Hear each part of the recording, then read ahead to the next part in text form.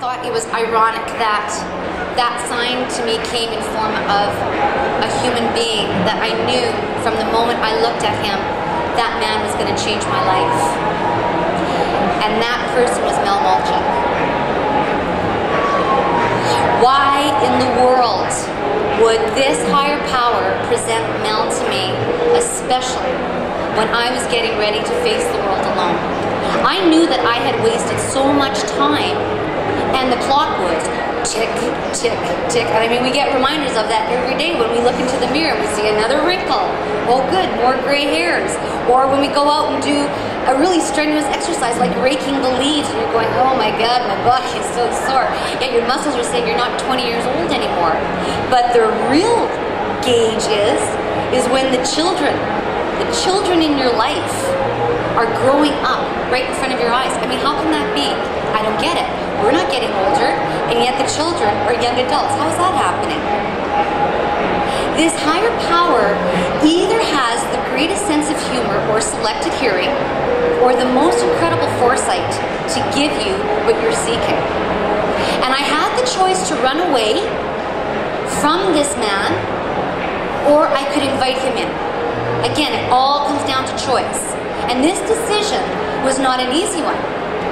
And it was kind of like that peeling back of that onion layer again to get to the core of why was this person presented to me?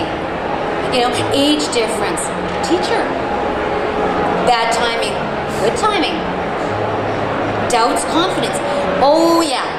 And this man also comes to me with terminal cancer. Once all the layers were pulled back, it was obvious that this higher power, my higher power, is no joker.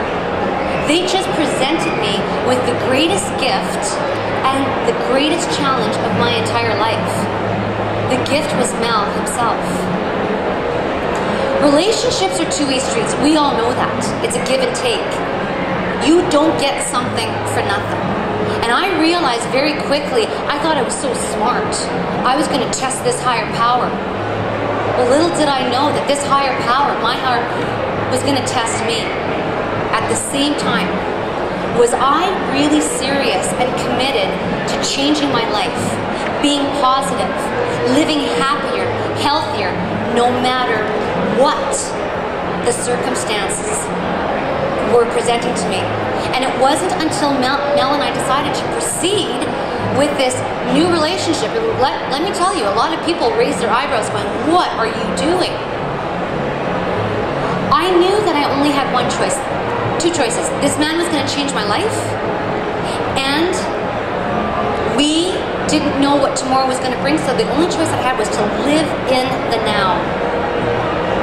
So because we didn't know what tomorrow would bring, we would focus on the day and live in the now. I mean, we hear that, okay? I'm telling you, we live so much in the now that we never talked about tomorrow. Because we didn't know the treasures and the gems that we were going to miss today. We just slowed down and we really focused on our time. And be thankful and grateful for that day that you have. And here's my thought process. I thought, okay, if we did that, we are going to be given another tomorrow. And if we live in the now and be positive and happy and loving, we're going to have another tomorrow. And another tomorrow. And we are going to have years of more tomorrows. Did that thinking make a difference? Absolutely. Absolutely. Our doctors were amazed. And quite frankly, we shocked ourselves. But we just kept on going with it because it was working for us. Doctors agreed that with the combination of treatments off and on, more off than on, and with the positive attitude that we both live by on a daily basis, we turned a less than 3-month death sentence into 5.5 of the most incredible life-filled years. So, I mean, I was determined that I was going to pass this test with flying colors. Cancer was not going to stand in my way. Absolutely not. Our thought process during this very magical time was, why not? Let's not put off the things that inner voice is urging us to do, because we've done that too much. And we made major changes in our everyday life. We lived an unbusy, an uncluttered life. We reduced our lifestyle to live a small life. We got rid of the big houses, the cars, quit working 50, 60 hours a week, and we went back to a life of basics, of the ABCs, the small things. Went back to nature, enjoyed ourselves, and we traveled, we vacationed, we entertained, we laughed, we loved, we ate. We simply did not allow any stress to come into our lives. And we also chose not to acknowledge cancer. Cancer was the unwelcome guest in our home. It had no place at our dinner table with us. Cancer taught us more about living than dying. It taught us how to get our priorities straight and focus on what is really important and what adds value and the meaning to life. Before I continue, can you hear me?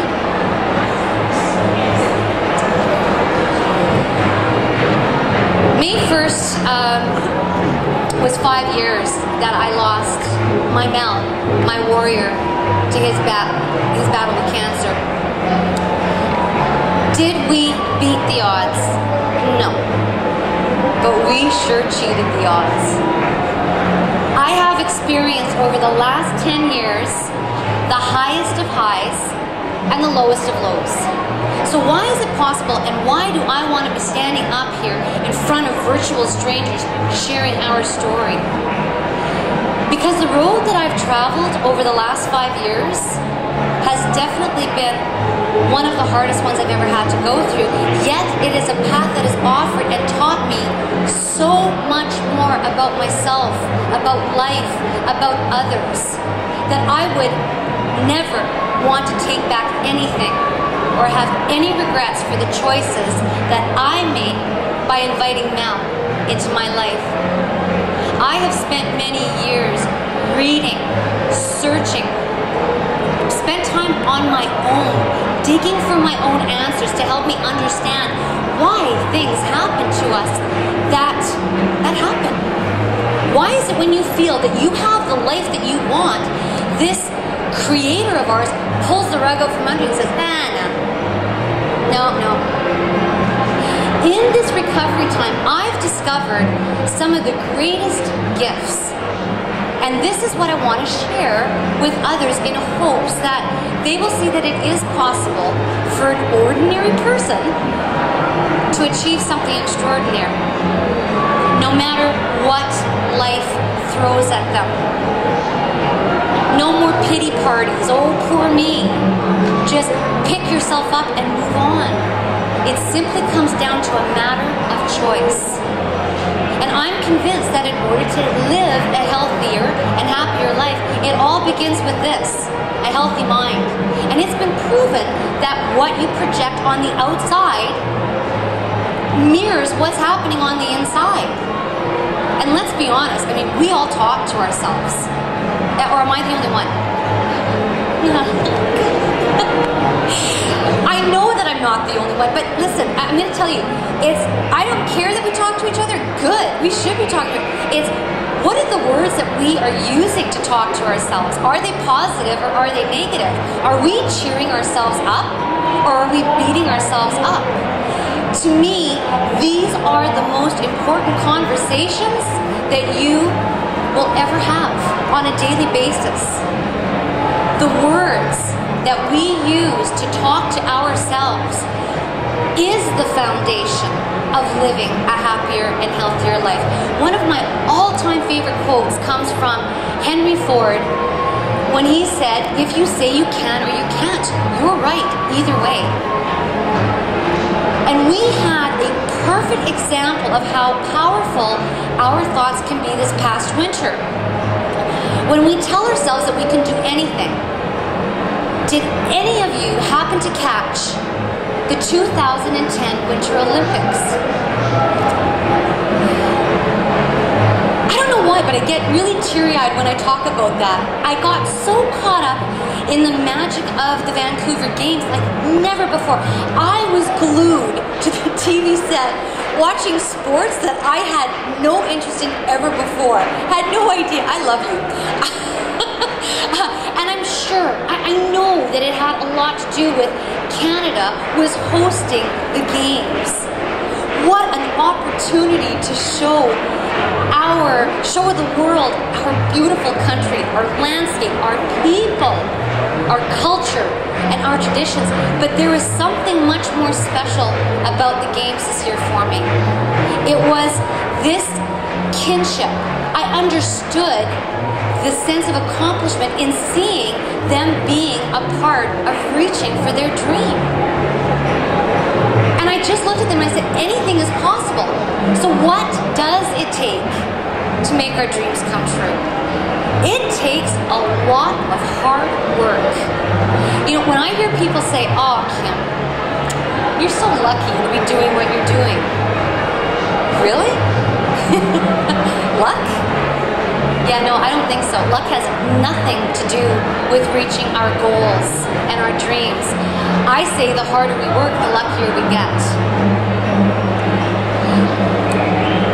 I don't think that those athletes that made it to the Games did it because they were lucky.